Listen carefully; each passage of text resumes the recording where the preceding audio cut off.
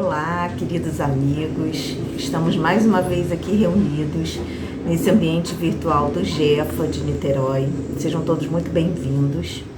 Hoje nós vamos ouvir as palavras do nosso colega Pedro Paulo, da Sociedade Espírita Fraternidade. E o estudo de hoje, ele vai explorar o tema Jesus e a Samaritana, um mergulho em si. E antes de a gente ouvir as palavras do Paulo, vamos fazer uma prece. Vamos fechar os nossos olhos, elevar os nossos pensamentos a Deus, nosso Pai de amor e bondade, a Jesus, nosso irmão, que tantos ensinamentos nos trouxe, tantos exemplos, e a toda a espiritualidade amiga da Casa de Francisco.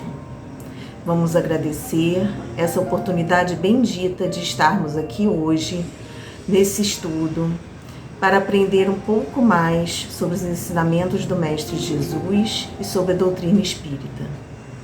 Que possamos internalizar tudo o que aqui for dito e a cada dia nos tornarmos pessoas melhores. Que Deus esteja conosco, hoje e sempre, graças a Deus.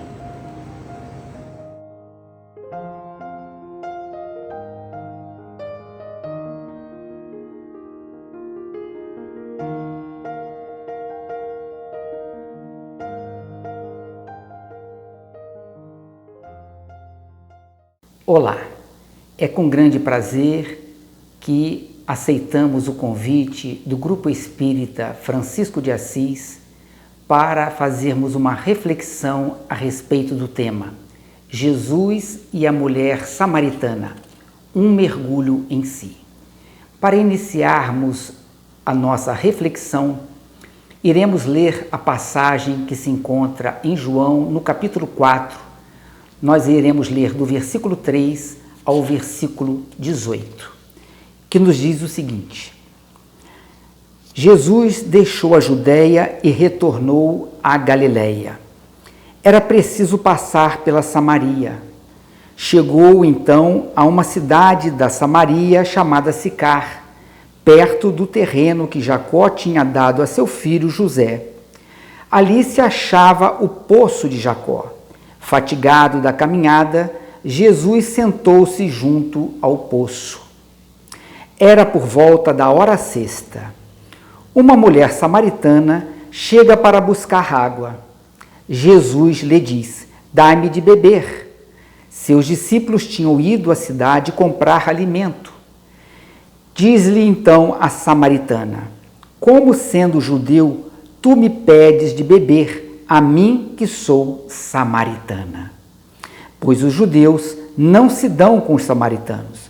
Jesus lhe respondeu: "Se conhecesses o dom de Deus e quem é que te diz, dá-me de beber, tu é que lhe pedirias e ele te daria água viva."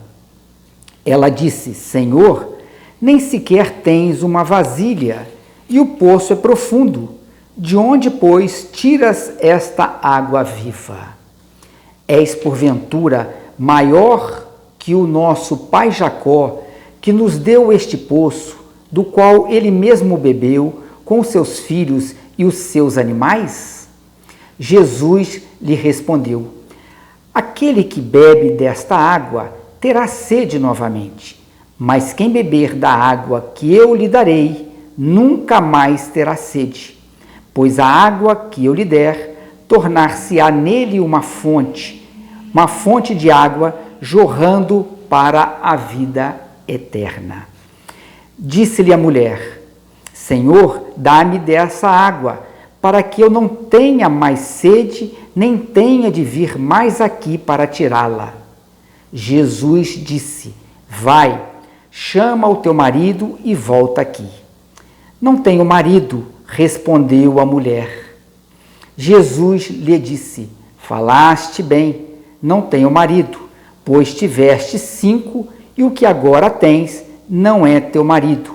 Nisto falaste a verdade." Então esta é a passagem na qual iremos nos debruçar para uma reflexão. Existem muitas versões nossas por aí. que são opiniões das pessoas quando de alguma maneira se relacionaram conosco, com maior ou menor intimidade, com maior ou menor distância, e dependendo do que aconteceu nesta relação, como ela se deu, a pessoa criou a nosso respeito um tipo de opinião, um tipo de imagem. Esta imagem pode ser positiva, pode ser uma imagem neutra ou pode ser até mesmo uma imagem negativa. Deste modo, é importante pensarmos com relação ao que nós pensamos sobre nós mesmos. Qual a opinião que temos a nosso respeito? Isso requer o que chamamos de autoconhecimento.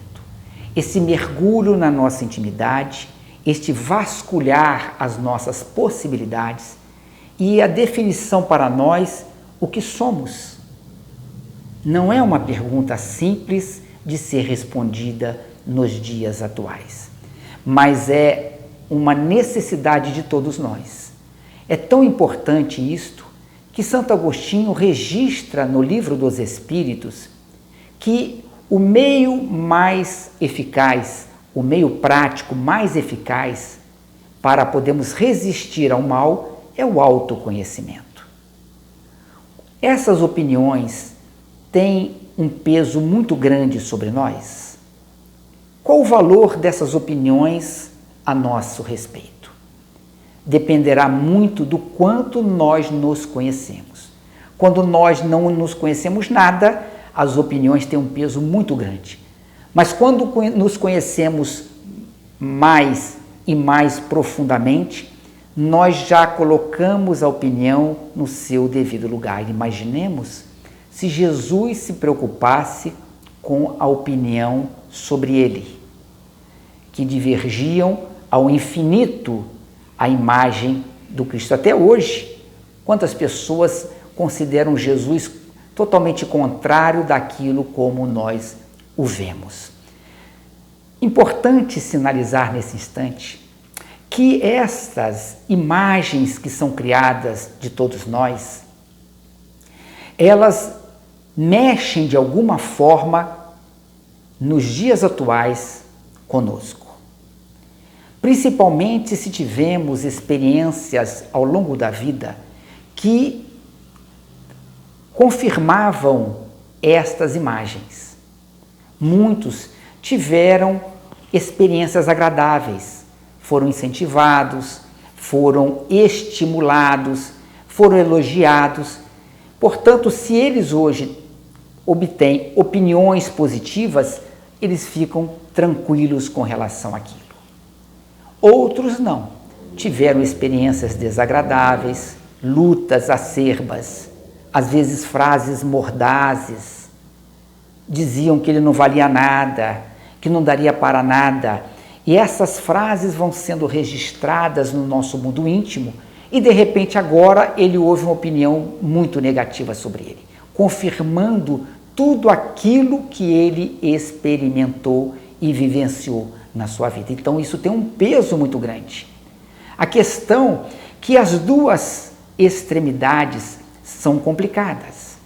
Aqueles que só recebem elogios correm o risco de se tornarem soberbos, narcisistas, cheios de si, são ótimos, são pessoas maravilhosas. O outro lado, quando a pessoa só tem opiniões negativas, a pessoa fica entristecida, deprimida, frágil, sem coragem para enfrentar as lutas. Estas opiniões começam a interferir profundamente na vida do sujeito. Existe uma escritora americana, uma psicóloga, chamada Carol Dweck, e ela nos fala algo interessante quando ela, no seu estudo, aborda a questão da mentalidade fixa ou de uma mentalidade de crescimento. As pessoas que têm a mentalidade fixa, elas, quando se deparam, por exemplo, com muitos elogios, elas ficam sendo elogiadas o tempo todo, e as pessoas de mentalidade fixa, Elas acreditam que elas têm aquela capacidade, elas nasceram com esta condição. Então elas são elogiadas, elas começam a temer enfrentar certas circunstâncias para não quebrar a expectativa das pessoas. Nossa, eu sou uma pessoa tão boa, eu não tenho como enfrentar coisas que eu possa colocar em perigo a minha própria imagem.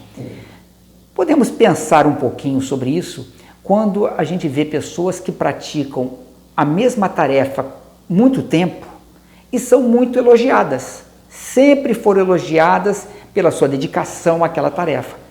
Em muitos casos, se elas tiverem a mentalidade fixa, elas temem mudar de tarefa, porque todos aqueles elogios poderão se transformar em outras colocações, podem perceber nela não aquela condição maravilhosa que ela acha que tem.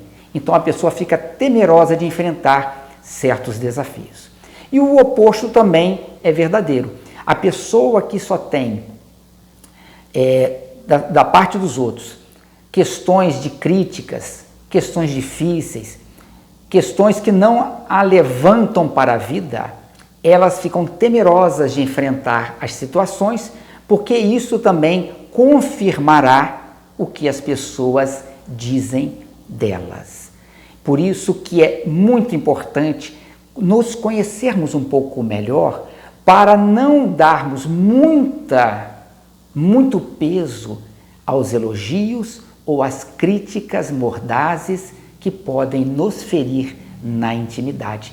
Como nós não nos conhecemos profundamente, ficamos muito à mercê disso. Eu estou me lembrando que aquela civilização dos toltecas, naquele famoso livro aí que foi divulgado, Os 4 Compromissos, do Dom Ruiz, Dom Miguel Ruiz, tem um dos compromissos que é bem interessante e cabe nessa nossa reflexão. Quando eles nos dizem o seguinte: não levar nada para o lado pessoal, nem os elogios, nem as coisas que falam de nós, que são muito positivas, nem as coisas negativas, as críticas acerbas, não vamos levar nada para o lado pessoal, e sim deixar para que eles façam aquilo que eles quiserem em termos das opiniões deles, mas não sejamos afetados com as opiniões positivas ou negativas das pessoas. Como vivemos no mundo, infelizmente, no momento atual das aparências, basta olharmos as nossas redes sociais, em que as pessoas postam ali imagens de felicidade, de prazer, de momentos felizes da vida. Mas são recortes. Uma imagem é um instante de uma realidade. A pessoa pode estar se sentindo mal, passando mal, triste, mas para a foto ela pode sorrir, parecer que está sentindo prazer. Então ela coloca aquela foto na rede social e as pessoas olham e falam: nossa, a pessoa está muito feliz. Isso não é a realidade. Isso é um registro de um instante em que ela forçou aquela realidade que não é verdadeira. Então vivemos para o mundo das aparências e quando nós nos prendemos a este mundo, ficamos à mercê das opiniões dos outros e ficamos sofrendo por dentro porque em muitos momentos não conseguimos acompanhar esta falsa realidade. Quando postamos que somos felizes, mas não somos felizes, isso é um conflito interno muito grande, nos gerando uma grande aflição. Mas quem somos nós? O quanto já nos conhecemos? Quando Cristo conversa com a mulher samaritana, percebamos um detalhe. Ao se dirigir àquela mulher, ele pede água.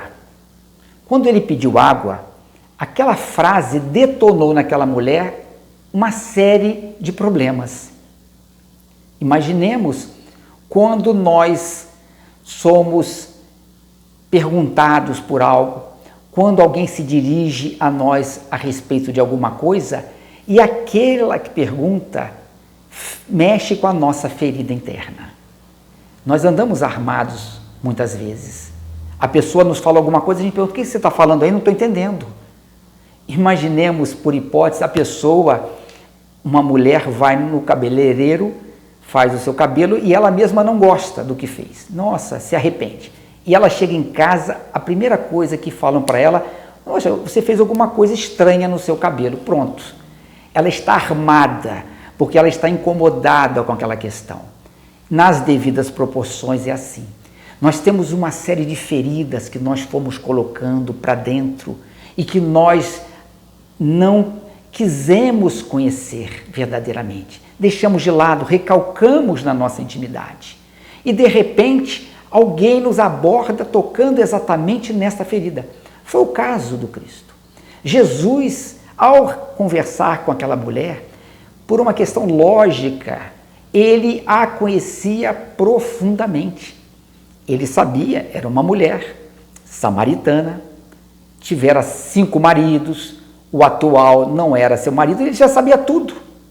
Ele é o nosso mestre, é o governador do planeta. Então, ao abordá-la, ele já conhecia aquela mulher profundamente. Então, quando ele lhe pede água, mexe com as feridas daquela mulher. Tanto que ela questiona ao Cristo: como, sendo um homem judeu, se dirige a uma mulher samaritana? Ela questionou. Esse questionamento mostrava que era uma ferida muito grande, que ela absorvera aquela ideia, aquele desprezo que a sociedade lhe impusera ao longo da vida. Era uma mulher samaritana, sem valor. E um homem não poderia se dirigir a ela em hipótese alguma, na concepção dela, principalmente um judeu. E o Cristo, imaginemos, Jesus se dirige a ela, pedindo-lhe água. E ela fica armada, totalmente armada. Ele começa a conversar com ela de coisas abstratas, profundas, e ela na superfície, falando da água do corpo, e Jesus falando da água da alma, coisas completamente diferentes. Ela não estava entendendo muito bem naquele instante o que ele estava querendo dizer. Ele estava pedindo para que ela pudesse jogar o balde no seu mundo interior, no poço da alma, para retirar os resíduos, aqueles pontos que a fazem sofrer. O Cristo estava falando desta maneira, mas ela ainda não conseguia entender. E naquele diálogo breve, Jesus falando de coisas profundas e ela falando de coisas sem entender, até que chega um momento que ele fala que lhe daria uma água, a água viva, que se ela tomasse aquela água, ela criaria no seu mundo interior uma fonte de água eterna e ela nunca mais precisaria tomar água, porque não teria mais sede. E ela associou isso à água do corpo, para o corpo, e ele falando algo para a alma. Vejamos, ela se desarma, porque ela pede a ele aquela água.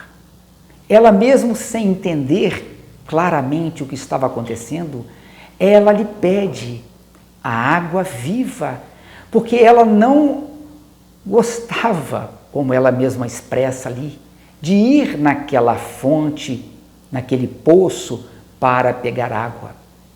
Imaginemos essa mulher, uma mulher samaritana que a parte afetiva com problemas, tivera muitos maridos, naquele momento, meio-dia, buscando água, um sol a pino, um calor muito grande. Logicamente que ela não era nada feliz com aquilo tudo. E o Cristo a aborda, pedindo-lhe água, depois começa a dizer-lhe que lhe daria uma água que a libertaria dos seus problemas. logicamente, que ela, para receber aquela água, ela tinha que estar receptiva. E quando ela diz a verdade a Jesus, e o Cristo registra a questão da verdade, quando ele lhe pede para chamar o marido, e ela diz que não tinha o marido, ele fala que ela tivera 5 maridos e o atual não era seu marido, e ela então diz que não era, ela fala exatamente aquilo, que ela não tinha marido, o Cristo registra que ela dissera a verdade. Então esta simbologia da verdade é muito importante para aqueles que querem beber esta água viva de Jesus. Nós, para assimilarmos, precisamos estar receptivos para isto. Quantas vezes nos permitimos resíduos no nosso mundo interior que contaminam este poço da alma, que nos impede de enxergarmos a beleza da vida e procuramos encontrar a beleza nas aparências da existência, quando a beleza da vida está no nosso mundo interior. Jesus nos diz que esta água, quem a beber, transformará no seu mundo íntimo, criará na sua intimidade uma fonte de água eterna, porque despertará as leis do Criador que existem dentro de nós. O Cristo nos estimulando através do seu amor, do seu cuidado, da sua atenção, estimulando-nos ao despertar dessas leis de Deus no nosso mundo interior. É isso que ele estava fazendo com aquela mulher. A atenção, o carinho, o cuidado, a preocupação no despertar daquela mulher para a vida. E quem é esta mulher? Qual o nome dela? Esta mulher pode ser qualquer um de nós. Somos nós. Podemos nos colocar na posição daquela mulher, da mulher samaritana. Ao se dirigir-se a ela, ele começa também a desconstruir os muros que nos cercam o tempo todo. São os preconceitos existentes da vida. É um preconceito de gênero, de raça, de religião, de condição social. São os inúmeros preconceitos que nos colocam em redomas, infelizes, prisioneiros, sem sabermos o que deveremos fazer. E assimilamos muitos desses preconceitos na nossa vida. Carregamos isso também dentro de nós e nos sentimos aprisionados. E todo prisioneiro não é feliz. Mas o chamado de Jesus é claro quando ele nos fala que nós poderemos tomar daquela água. Ele nos oferta água. É um momento de decisão. É um momento importante que deveremos tomar na nossa vida. Queremos ou não tomar desta água? Mas para isto, precisamos estar com a verdade simbolizando o desejo verdadeiro de querermos nos dessedentar com a água de Jesus. Não é da boca para fora, é da boca para dentro.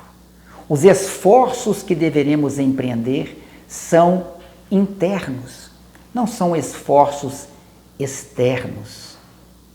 São coisas do nosso mundo íntimo. Portanto, é um momento de decisão. É um momento grave. É um momento de basta. Não, eu não preciso carregar pesos desnecessários na vida. Quais são os elementos que nos aprisionam? As aparências, as falsas aparências? São os costumes à nossa volta? Quando nós precisamos viver de acordo com aqueles que estão à nossa volta por causa da opinião deles, basta. É isso que Jesus quer de todos nós, basta. Seja você, busque no seu mundo interior, mergulhe dentro de si, veja quem você realmente é. Quais são as suas forças? Quais são as suas fraquezas? Trabalhe em cima desses recursos que a vida está proporcionando a todos nós e vamos à frente. Não poderemos ser infelizes por causa da opinião dos outros. Não poderemos ser escravos da opinião dos outros. Basta. E neste momento podemos nos lembrar de uma ativista americana, ativista negra do século passado chamada Rosa Parks. Negra, americana, costureira. E naquela época, meados do século passado, havia uma segregação muito grande nos Estados Unidos com relação à raça. Então, nos ônibus, no transporte público, os negros deveriam ceder lugar para os brancos. Então, certa vez, Rosa Parks estava no ônibus, sentada, quando entraram alguns brancos. E esses brancos ficaram de pé. E como era o hábito por lei, os negros deveriam dar lugar para os brancos. E neste momento, ela resolveu dar um basta. Não era porque ela era negra que ela deveria ceder o lugar para uma pessoa que era branca. Isso não faz sentido algum. Até por lei, era uma lei humana, mas não é uma lei de Deus. E ela entrou para a história por esta atitude. Ela foi presa por causa disso naquele momento. Mas ela deu um basta por ela, um basta pelos filhos dela, um basta pelas gerações futuras. Não. Ela não poderia estar prisioneira da opinião dos outros.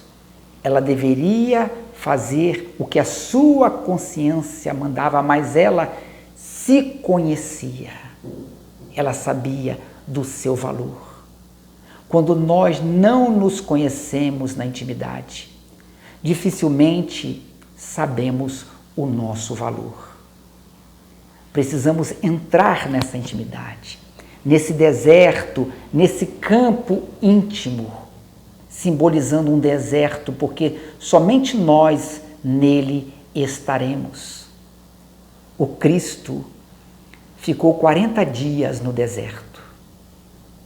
Paulo de Tarso ficou 3 anos no deserto se preparando para a sua missão. Todos os grandes homens passaram pelos desertos íntimos, como uma preparação para enfrentarem as lutas do mundo exterior. E ao adentrarmos na nossa intimidade, vasculhando tudo isto, perceberemos de fato quem somos nós. Quem somos nós para a vida? O quanto o mundo externo ainda fala muito alto para nós. O quanto precisamos ainda mergulhar dentro de nós. Entrar nesse poço da intimidade, levando a água viva de Jesus, montando a fonte, despertando as leis de Deus, para que ela possa começar a jorrar na vida, através das nossas atitudes, demonstrando o quanto amamos a Deus. E neste momento, com certeza, seremos inspirados pelos bons espíritos amando de Jesus, para podermos vencer as lutas que nos forem apresentadas como forma de desenvolvermos ainda mais as nossas condições espirituais para nos aproximarmos cada vez mais da felicidade. Vamos fazer uma prece em agradecimento a Jesus pela nossa reflexão.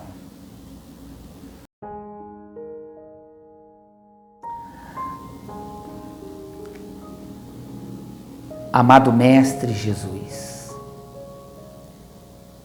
queremos agradecer-te por estes momentos, pela tua inspiração aqui conosco, pela presença constante dos bons espíritos na nossa vida, pelos recursos que a existência nos tem proporcionado como forma de nos desenvolvermos para ti, Senhor.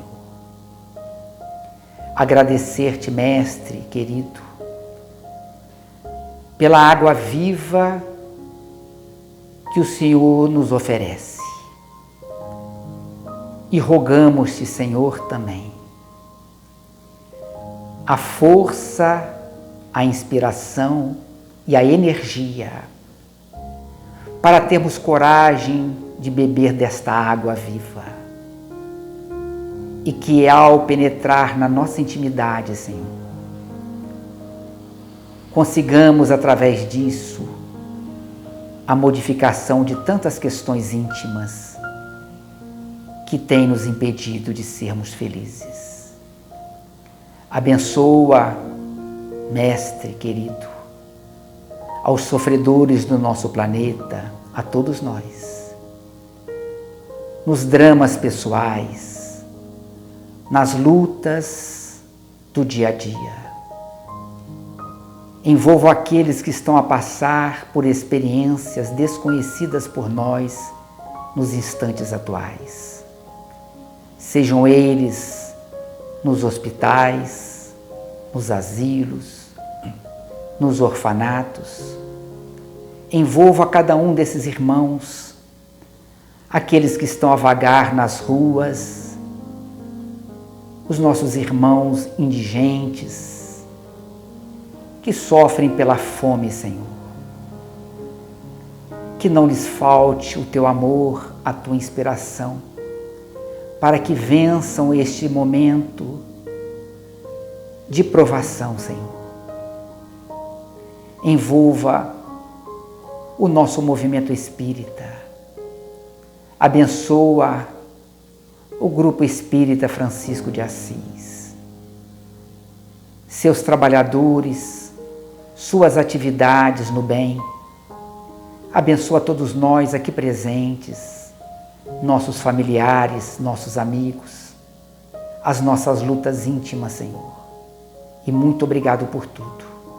E é em teu nome, em nome de Deus e dos bons espíritos que nos assistem sempre, que concluímos a nossa reflexão de hoje.